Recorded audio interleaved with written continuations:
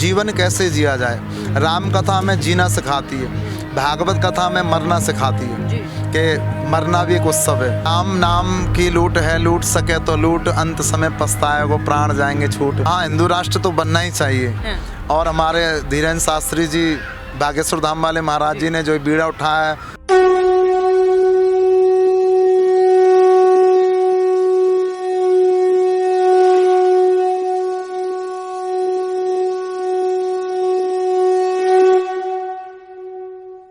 आज जो है वो 22 जनवरी है। आज के दिन अयोध्या राम मंदिर का भी उद्घाटन जो है वो किया था, प्राण प्रतिष्ठा हुई थी और उसी के चलते जो है आज कथा का भी आयोजन रोहिणी के JMD टेंट हाउस में देखने को मिला है। कृष्ण भारद्वाज जी जो कि कथावाचक हैं वो हमारे साथ हैं, उनसे बात करेंगे। सर, कुंभ का भी एक समागम आज के दिन जो है अयोध्या राम मंदिर कैसे देख रहे हैं?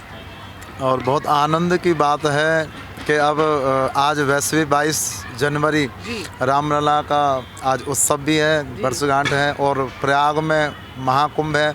144 वर्ष के बाद ये शुभ अवसर हमें प्राप्त हुआ है। सनातन धर्म की ध्वजा ऊंची फैल रही है और बड़े आनंद की बात है। राम कथा प्रारंभ होने जा रही है 22 जनवरी से 30 जनवरी तक और बड़े आनंद में हर्षोल्लास के साथ भक्तगण कथा में आनंद लेंगे। और राम राज्य तो आ ही चुका है आप सभी के सहयोग से, तो ऐसे ही राम जी की कथा में आनंद लेंगे और सनातन धर्म को ऊंचा उठाएंगे। स्वामी जी, राम कथा की अगर बात की जाए तो राम कथा का महत्व क्या है अगर सुनने का, वो थोड़ा सा दर्शकों को।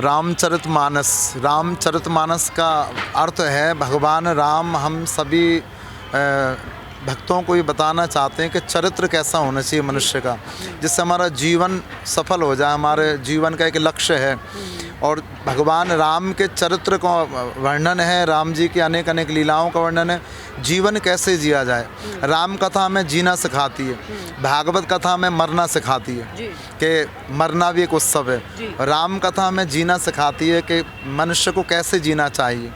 संसार में रहकर 84 लाख योनियां भोगकर और मनुष्य जब इस पंच भौतिक शरीर को प्राप्त करता है तो राम जी के चरित्र को याद करते हुए, राम जी के चरित्र को श्रवण करते हुए अपने जीवन में उसे अपनाना चाहिए ताकि हमारा जीवन भी राममय हो जाए। अगर बात करें तो राम के ऊपर पहले भी बहुत बार नाम के ऊपर जो है वो विवाद होता आया है, अस्तित्व पे सवाल जो है वो उठाए गए हैं, उनको लेके जो है वो कैसे सोचे? देखिए, राम नाम की लूट है, लूट सके तो लूट, अंत समय पछताए वो प्राण जाएंगे छूट।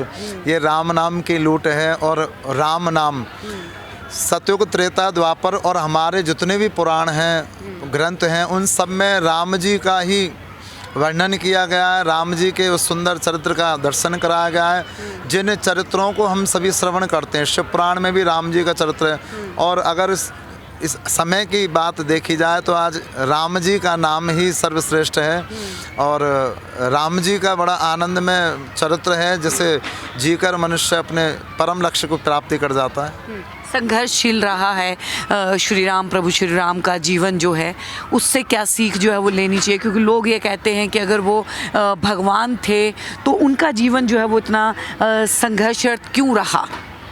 देखिए, राम जी का जो जीवन में संघर्ष, भगवान तो लीला करते हैं, भगवान के लिए तो ऐसा कोई वो नहीं है उद्देश्य, पर भगवान संघर्ष में जीवन जीते हुए हमें दिखाना चाहते हैं कि चाहे कितनी भी विपत्ति आ जाए, कितना भी कष्ट आए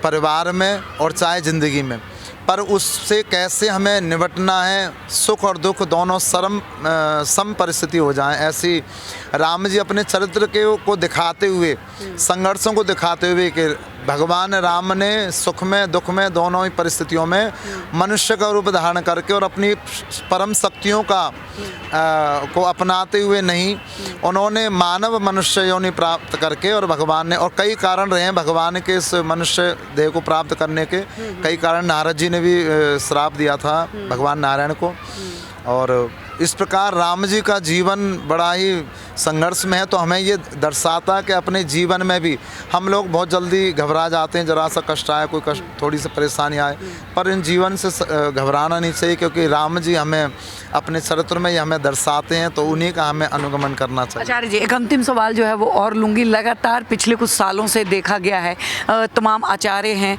तमाम स्वामी हैं, सनातन धर्म को बढ़ावा तो मिल ही रहा है, लेकिन उसके बीच में हिंदू राष्ट्र की मांग हो रही है, उसको लेके आप क्या सोच रहे हैं?